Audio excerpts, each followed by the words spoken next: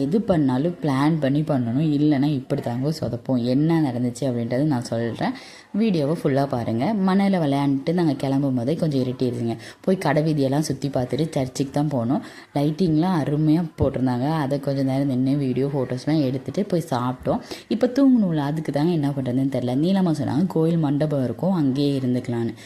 ஆனால் அது இருந்துச்சா இல்லையா அப்படின்னு இந்த ரெஷ்யூவில் எங்களுக்கு தெரியலைங்க. ரூம் போய் கேட்டால் ஒரு நாளைக்கு 10,000 சொல்கிறாங்க. குழந்தைய வச்சுட்டு எங்களுக்கு என்ன பண்ணுறதுன்னு தெரியல. அவ்வளோ அமௌண்ட் வந்து நம்மளால் ஸ்பெண்ட் பண்ண முடியாது அப்படின்றதுனால மினி பஸ் தாங்க எடுத்துகிட்டு போயிருந்தோம். அங்கே போயிட்டு நானும் சரத்து பாப்பா தூங்கிட்டோம். மற்றவங்களாம் கோயிலே இருந்துட்டாங்க. நல்லா தூங்கியாச்சுங்க. இப்போ காலைல எந்திரிச்சதும் ப்ரஷ் பண்ணணும், குளிக்கணும்ல. அங்கங்கே ரூமெல்லாம் இருந்துச்சுங்க, நீட்டாக இருந்துச்சு.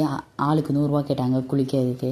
இங்கே தாங்க மேஜர் பிரச்சனையே என்னன்னா, உப்பு தண்ணிங்க. பல் விளக்க முடியல, குளிக்க முடியல, ரொம்பவே கஷ்டமாக இருந்துச்சு அந்த ஒரு விஷயம் எங்களுக்கு. இதை தான் நாங்கள் பிளான் பண்ணாமல் போயிட்டோம் அப்படின்னு நான் சொன்னேன். காலையிலேயே மார்க்கெட் போய் மீனெல்லாம் வாங்கிட்டு வந்தேன். அங்கேயே சமைச்சு சாப்பிட்டோங்க. வெயிலில் எங்களால் வேறு எங்கேயும் போக முடியல. சரி பஸ்ஸுக்கு போயிடலாம் அப்படின்ட்டு கொஞ்சம் தீனியெல்லாம் வாங்கிட்டு போகலான்னு கடை வீதிக்கு போனோம். அங்கே தேங்காய் மிட்டாய் அல்வாலாம் இருந்துச்சுங்க. இருட்டுக்கடை அல்வா நான் இதுக்கு முன்னாடி சாப்பிட்டதெல்லாம் பார்த்ததும் இல்லை. அதெல்லாம் வாங்கிட்டு பஸ்ஸுக்கு நாங்கள் கிளம்பிட்டோம். நைட்டு திரும்பி வர மாதிரி ஐடியா இல்லை. மற்றவங்களாம் வந்து சப்பாரம் பார்க்குறதுக்கு வரேன்னு சொன்னாங்க. குழந்தைய வச்சுட்டு அந்த ரெஷ்டில் நம்ம ரிஸ்க் எடுக்க வேண்டாம் அப்படின்ட்டு நாங்கள் பஸ்ஸுக்கு வந்துட்டோம். இந்த பாலத்து மேலே செம்மையாக காற்றடிச்சிட்டு இருந்துச்சுங்க. கொஞ்சம் நேரம் அங்கே தான் நின்று வேடிக்கை பார்த்துட்டு இருந்தோம். நிறைய பேர் விளையாண்டுருந்தாங்க. சரி பேக்கெல்லாம் கொண்டு போய் நம்ம பஸ்ஸில் வச்சுட்டு மறுபடியும் இங்கே வரலாம் அப்படின்னு போனோம்.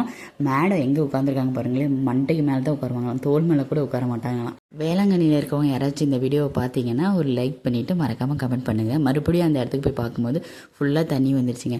சரி ஊருக்குள்ளே போய் கருவாடாச்சும் வாங்கலாம், ரேட் கம்மியாக இருக்கும் அப்படின்ற மாதிரி சொன்னாங்க. அப்படியெல்லாம் ஒன்றும் இல்லைங்க. சரி கொஞ்சமாக கருவாடு வாங்கிட்டு மற்றவங்க வந்தோன்னே கிளம்பிட்டோம். நீங்கள் பிளான் பண்ணாமல் போய் சொதப்பின மூமெண்ட்டை கமெண்ட் பண்ணுங்கள்.